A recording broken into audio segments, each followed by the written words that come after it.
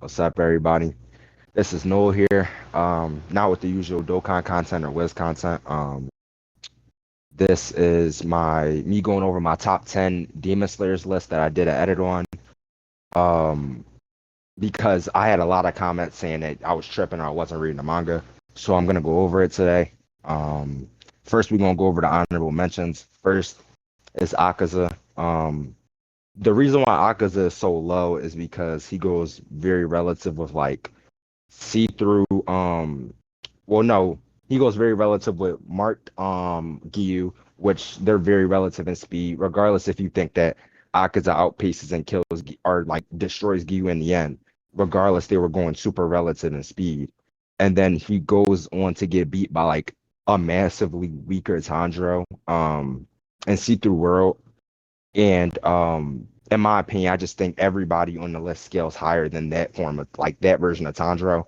Um, Doma, um, Doma is another honorable mention due to the fact that he's just like he has very bad feats with Kano and Inosuke, and he gets blitzed by a mentally amped Shinobu, which is like really not a good feat in general due to the fact that niggas say that he's serious all the time or like he wasn't serious, but it's like you can't really say that he's serious and not when he's emotionless. It just wouldn't make sense at all in the first place.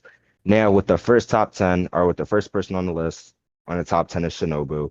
And this is at her peak with her mental amp. She's able to blitz Doma to the point where he can't react to her and says that, you know, he can't hit her or dodge the attack in general.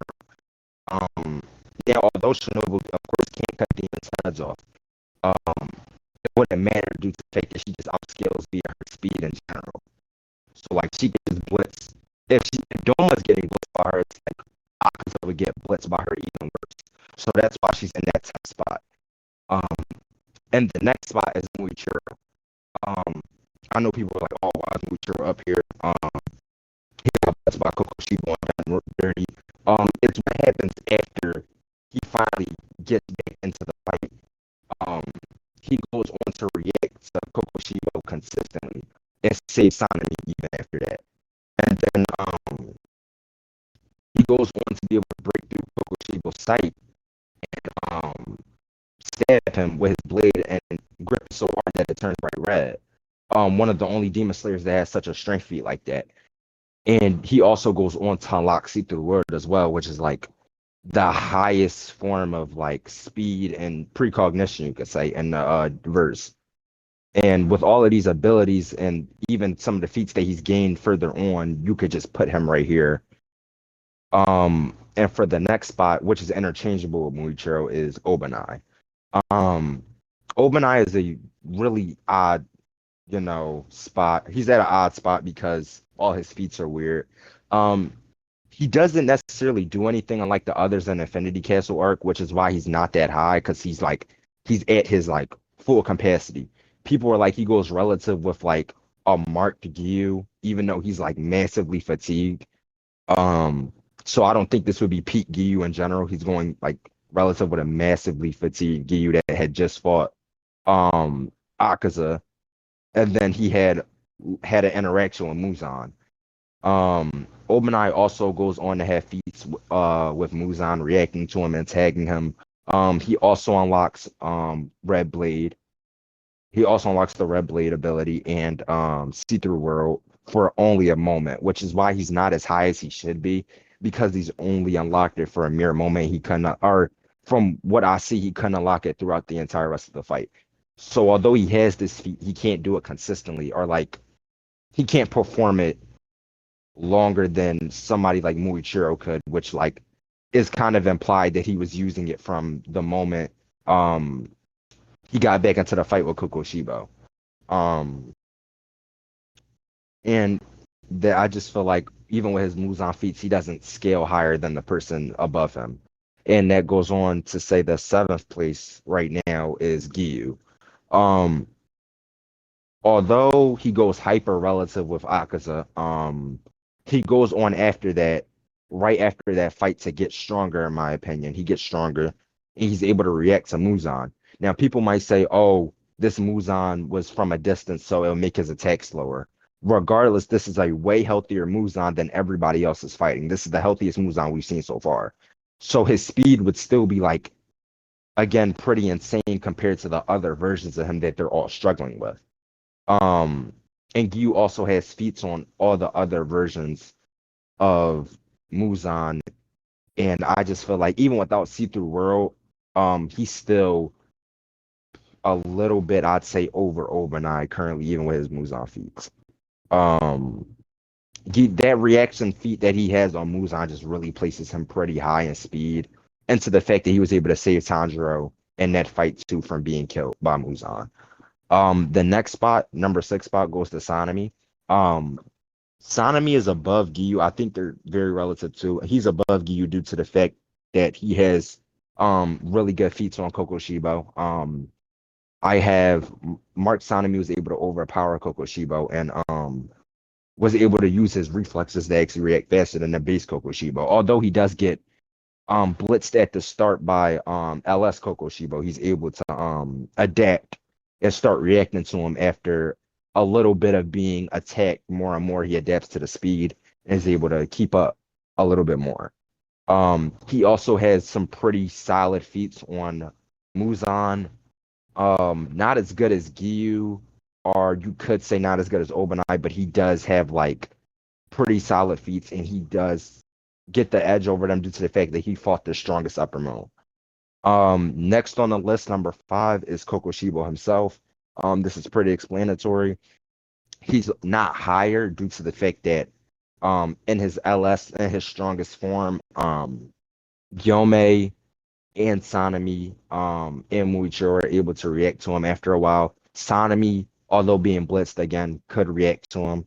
And then Gyome was actually showing relativity towards him the moment a little bit before he unlocks See-Through World. He's able to save Sanemi from like losing his entire hand and saving himself. Mind you, Gyome was also off guarded by the speed, so it goes a lot to say that he was able to react to Kokoshibo in this regard. Um, and the 4th spot, I had to give it to 13 Form Tanjiro. Now, I know 13 Form Tanjiro could be on the 3rd spot, but I feel like he's on the 4th spot due to the fact that he fought a weaker upper moon than the person higher than him did. He has really good feats on Muzan,